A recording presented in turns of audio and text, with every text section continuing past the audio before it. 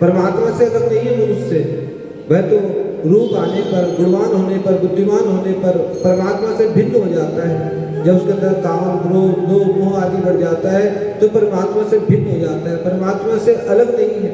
इसलिए तो कहा, तुलसी बाबा कहते हैं ईश्वर अंश जीव विनाशी। जो मनुष्य है वह ईश्वर का ही अंश है, ईश्वर से जरा भी अलग नहीं है। जो चिंगारी परमात्मा के चरणों से निकली वही मनुष्य रूप में काम, क्रोध, लोभ, मोह आदि के द्वारा फंस जाते हैं। और जो भगवत चिंतन करते हैं तो अंत में उन्हीं चरणों को प्राप्त कर लेते हैं। भगवान सभी को उत्तम गति प्रदान करते हैं। सभी नदियाँ पवित्र, पावन, पुण्य को देने वाली हैं। नर्मदा जी का वर्णन किया। नर्मदा नदी अत्यंत ही पावन है। गंगा दशहरे के दिन गंगा जी नर्मदा में जाती है और नर्मदा में जाकर स्नान करती है। यह पावन, सभी नदियाँ पावन है, एक दूसरे का सभी सत्कार करती हैं, क्योंकि परोपकार है सदा विभूति है, परोपकार करती हैं। और ये जो भारतवर्ष है, भारतवर्ष को पुनीत करती है। पुरुकुश नाम के राजा हुए सतयुग में, सूर्यवंश में, उन्होंने शिव जी की आराधना की। शिव जी की आराधना रेवा नदी के समीप में की, जो कि स्वर्ग में नदी है, और की धरातल पर आप आइए, इस प्रकार से प्रार्थना की। भगवान शिव जी प्रसन्न हुए और कहा कि नर्मदा जी इस धराधाम पर आएंगी। जो गुजरात में नर्मदा जी हैं वह अत्यंत ही पावन है। इस प्रकार से नर्मदा जी ने स्वीकार किया और समुद्र के रूप में पुरुकुश राजा आए हैं। दक्ष सावर्णी मनवंतर में विशाल रूप से नर्मदा जी ने हिरण्य तेजा के रूप में तप को धारण किया था। और वैवस्वत मनवंतर के प्रथम चरण में राजा पुरुकुश ने तप को किया और भूतल पर नर्मदा जी आई है। बोले नर्मदा मैया की जय। और यह जो सारा संसार है ये शिव का ही स्वरूप है, शिव से भिन्न नहीं। भगवान शिव ही लीला को करते हैं। यह जो पर्वत है, श्रृंखलाएं, सभी नदियाँ, यह जो पृथ्वी है भगवान शिव की है। जिस प्रकार से हमारे शरीर में नसें हैं उसी प्रकार से नदियाँ हैं, नाड़ियाँ, सभी नदियाँ, पर्वत, वनस्पतियाँ सब भगवान शिव का ही रूप है। भारत शिव का रूप है, समझो सोच विचार, सेवा से सब सुख मिले, कर देखो संसार। इसलिए संसार में जो व्यक्ति सेवा करता है, भगवत चिंतन करता है, परमात्मा का भजन करता है, परमात्मा उन कार्यों को स्वयं करते हैं। देखिए ना, नर्मदेश्वर हमें प्राप्त हुए, इसे भगवान की लीला। और ये जो श्राप है, ये श्राप मनुष्यों के लिए वरदान है। भगवान शिव लीला को करते हैं। एक समय भगवान शिव जी पृथ्वी पर विचरण को कर रहे थे कि यमुना जी के जल में स्नान करने लगे। यमुना जी के जल में भगवान शिव जी ने स्नान किया कि यमुना जी का सारा जल काला हो गया। यह देख करके संतों को क्रोध आया और संतों ने क्रोध में आकर के कहा कि यह तुमने क्या किया, यमुना जी के जल को काला कर दिया, जाओ तुम लिंग रूप में हो जाओ। इस प्रकार से भगवान शिव जी को श्राप दिया। भगवान शिव जी की स्वयं की यही लीला है कि अगर ऐसा ना होता तो भगवान शिव जी की पूजा कैसे कर पाते। जो हम शिवलिंग की पूजा करते हैं, नवलेश्वर की पूजा करते हैं, यह सभी मूर्तियां श्रापित हैं। इस प्रकार से यह जो श्राप है जन कल्याण के लिए था। भगवान शिव जी ने नर्मदा जी में जाकर स्नान को किया और नर्मदेश्वर कहलाए। अरे नर्मदेश्वर भगवान की।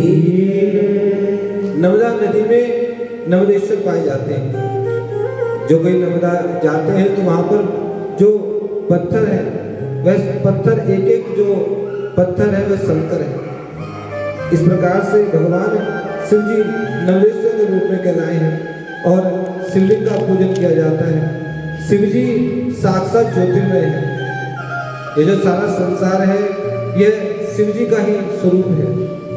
ज्योतिर्मात्र स्वरूपाय निर्मल ज्ञान चक्षु से नमः शिवाय शांताय ब्रह्मणे लिंग मूर्ते।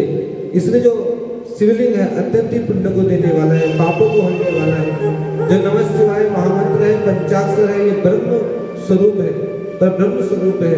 और जो नमः शिवाय सर्वाक्षर है, ये जो देहधारी मनुष्य है उनके लिए हितकर है। हित की कामना यदि कोई चाहता है, अपना हित चाहता है तो वह शिव का जाप करे। शालिग्राम जी कैसे प्राप्त हुए कि तुलसी माता जी ने भगवान विष्णु जी को श्राप दिया कि जाओ तुम शिला रूप में हो जाओ। इस प्रकार से यह जो श्राप है यही वरदान है। और हम शालिग्राम जी की पूजा कैसे कर पाते यदि भगवान विष्णु को श्राप न मिलता। शालिग्राम जी जो कि गंडकी नदी में पाए जाते हैं, जो ब्रह्मा जी की पुत्री गंडकी जी है, और भगवान शालिग्राम जिनमें स्वर्ण की मात्रा होती है। इस प्रकार से ये जो देवी देवताओं की मूर्तियां हैं, ये जो प्रस्तुत मूर्तियां हैं, ये कैसे इस धराधाम पर हम पूजा करते हैं, पृथ्वी पर पूजा करते हैं। एक समय शिव भक्त और विष्णु भक्तों में विवाद हो गया। विष्णु भक्त कहने लगे विष्णु जी बड़े, शिव भक्त कहने लगे शिव जी बड़े। भगवान को ही विवाद निपटाने के लिए आना पड़ा। और भगवान शिव जी कैसे आए? भगवान विष्णु जी और शिव जी दोनों हरिहर रूप में आए। बोले हरिहर भगवान की जय। वही विष्णु है, वही शिव है, दोनों एक है, कोई भेद नहीं है। भवानी ने देखा, कहा कि देवताओं की बुद्धि देखो कैसी हो गई है, कितनी भेद बुद्धि है। जो शिव में और विष्णु जी में भेद करते हैं, और देवताओं को कहा तुम भेद बुद्धि को रखते हो, जाओ तुम प्रस्तुत मूर्ति के रूप में पूजे जाओ। इस प्रकार से प्रस्तुत मूर्ति का श्राप दिया। पहले जितनी भी पूजाएं होती थी, भगवत ध्यान करते थे, और ध्यान करके परमात्मा का ध्यान करके एकाग्रचित्त होकर के ईश्वर को पा लेते थे। सूर्य की आराधना करते थे, चंद्र की आराधना करते थे, साक्षात देवताओं का साक्षात्कार होता था।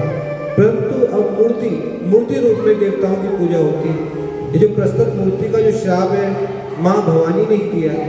इसलिए भवानी जो है गौरी, वह कहती है कि जो शिव में और विष्णु जी में भेद करता है, उनकी पूजा निष्फल हो जाती है। दोनों एक ही हैं, क्योंकि दोनों एक दूसरे को अपना आराध्य मानते हैं। भगवान शिव और माँ पार्वती दोनों श्रद्धा विश्वास रूपणी और श्रद्धा विश्वास के रूप हैं। इसलिए श्रद्धा विश्वास को रखना चाहिए। और विश्वास कैसा हो? मीराबाई जैसा विश्वास हो। और कोई कहने लगे कि हम विश्वास नहीं करते, हम परमात्मा को नहीं मानते, तो विष है, विष को ना मानो, लेकिन अगर जैसे मुख में डालोगे तो क्या हो जाएगा? मृत्यु हो जाएगी। विश्वास करो ना करो, विष है, हमें पता है ये विष है, कि हम विश्वास नहीं करते, तो एक बार पी के देख लो। उसी प्रकार से विष पिया नहीं, लेकिन विष पे विश्वास है। विष को पिया नहीं, परंतु विष पे विश्वास है, परंतु उस परमात्मा पे विश्वास नहीं है, जो अहरनिश है। इसलिए भगवान कहते हैं कि विश्व के लिए जो विश्वात्मा है उसको मानना चाहिए। जिसने विश्व को रचा तो क्या विश्वात्मा नहीं होगा? वह परमात्मा भी है, जो परमात्मा सारी सृष्टि को रचता है। इसलिए समर्पण, सदाभाव, शक्ति, संबंध, विश्वास, यह सब आवश्यक है। और जो गंगा जी का स्मरण करते हैं उनका नित्य कल्याण होता है। श्री गंगा जी जो मुक्ति को देने वाली है। और एक समय अगस्त मुनि जी ने जन कल्याण के लिए ब्रह्मा जी की आराधना की। ब्रह्मा जी ब्रह्मलोक से कावेरी नदी को लाए हैं। और किसमें लाए? अपने कमंडलू में। ब्रह्मा जी का कमंडलू आश्रय स्थान है। बोले कावेरी मैया जय। और अगस्त मुनि जी ने हरिद्वार से आगे ऋषिकेश है, ऋषिकेश से आगे अगस्त मुनि एक स्थान है, वहां पर उन्होंने घोर तपस्या को किया है। यह बड़ा ही शुभ पावन स्थान है। और जो गंगा जी का पावन स्थान जो पा लेते हैं, उन्हें अत्यंत पुण्य की प्राप्ति होती है। इदं हि गांगं तदामिहांगं पुनर्न चांगं यदि चापि चांगं रथे रथांगं शयने भुजंगं याने विहंगं चरणे मृगांगं। कहते हैं कि जिन्होंने गंगा जल में शरीर को त्याग दिया, गंगा जी में स्नान करते हुए मृत्यु हो गई, गंगा जी के पावन जल में मृत्यु हो गई, कहते हैं कि उन्हें फिर पुनः शरीर धारण नहीं करना पड़ता। इदम ही गांगम तजतामिहांगम, उन्हें बार बार शरीर धारण नहीं करना पड़ता, क्योंकि अगर उन्हें देखा जाए तो उनके हाथ में शंख, चक्र, गदा, पद्म आदि होता है। जैसे भगवान विष्णु का स्वरूप है, उसी स्वरूप में वो चले जाते हैं। भ्रमण करने के लिए गरुड़ की प्राप्ति होती है, और चरणों में गंगा जल विद्यमान रहता है, क्योंकि वो जो जीव है वह भगवत स्वरूप हो जाता है। ये गंगा जल का महत्व है। गंगा जी का दर्शन अत्यंत पुण्य को देने वाला है। दर्शन से ही मुक्ति हो जाती है। एक चित्रसेन नाम का शिकारी था, और वह जो शिकारी था वह शिकारी वन में गए। वन में जाकर के मृग आदि को उसने मारा। मारने के पश्चात में जो राजा चित्रसेन थे। राजा चित्रसेन ने देखा कि मैंने तीर को छोड़ा और इस मृग की मृत्यु हो गई और इस मृग को यह शिकारी लेकर के जा रहा है। राजा चित्रसेन को क्रोध आया, कहा कि हे व्याल, तुम कहाँ लेकर के जाते हो, यह तो मेरा शिकार है। इस पर वह माना नहीं। राजा चित्रसेन को क्रोध आया, उसे बांध करके अपने साथ में लेकर के आ गए। मार्ग में गंगा जी आई और वह जो शिकारी था वह गंगा जी का दर्शन करने लगा, कहने लगा कि अब मेरी मृत्यु का समय आ गया है, हे गंगा मैया मुझे मुक्ति प्रदान करना। इस प्रकार से गंगा जी से प्रार्थना करने लगा। और वह जब राजा चित्रसेन के राज्य में पहुंचा तो उसे कारागार में डाल दिया। कारागार में उस शिकारी की मृत्यु हो गई। जब मृत्यु हुई तो वह सीधा शिवलोक को चला गया। इस पर धर्मराज जी को बड़ा आश्चर्य हुआ कि यह कैसे हुआ। इस पर चित्रगुप्त जी ने बताया कि यह जो शिकारी थे इसने गंगा जी का दर्शन किया। गंगे तव दर्शनात् मुक्ति, गंगा जी दर्शन मात्र से मुक्ति देती है। और इसने गंगा जी से प्रार्थना की और गंगा जी का ही स्मरण करता रहा। कारागार में गंगा गंगा उच्चारण करता रहा। इस कारण से यह शिवलोक का अधिकारी हुआ है। इस प्रकार से गंगा जी भोगदायिनी मोक्षदायिनी है। बोले गंगा मैया की जय। श्री राम जी ने एक समय वशिष्ठ जी से कहा कि आपने तो बहुत तीर्थों का सेवन किया है, मुझे भी बताइए कि मेरे द्वारा कई ब्रह्म राक्षसों की मृत्यु हुई है, मैं चाहता हूँ कि मैं भी तीर्थों की यात्रा करूँ। वशिष्ठ जी ने कहा गंगा, नर्मदा, तापी, गोदावरी, यमुना, सरस्वती, गंडकी, गोमती, पूर्णा, ये सभी नदियाँ अत्यंत ही पावन हैं और गंगा जी तो दर्शन मात्र से मुक्ति को देती है। यह बड़े ही पावन तीर्थ है। गंगा गंगे योजना नाम सुते सर्व पाप प्रमुच्यते विष्णुलोकम सगच्छति। जो गंगा गंगा कई योजन पूर्व, 100 योजन पूर्व दूर से भी गंगा गंगा कहकर पुकारता है तो उससे गंगा जी उनके पापों को दूर कर देती है और वह प्राणी विष्णुलोक को चला जाता है।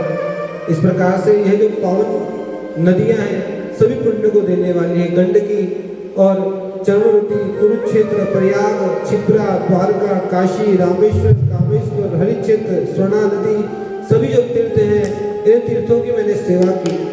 इस पर भगवान श्री राम जी ने कहा मुझे आप आज्ञा दीजिए। भगवान श्री राम जी माँ जानकी के साथ में लक्ष्मण जी के साथ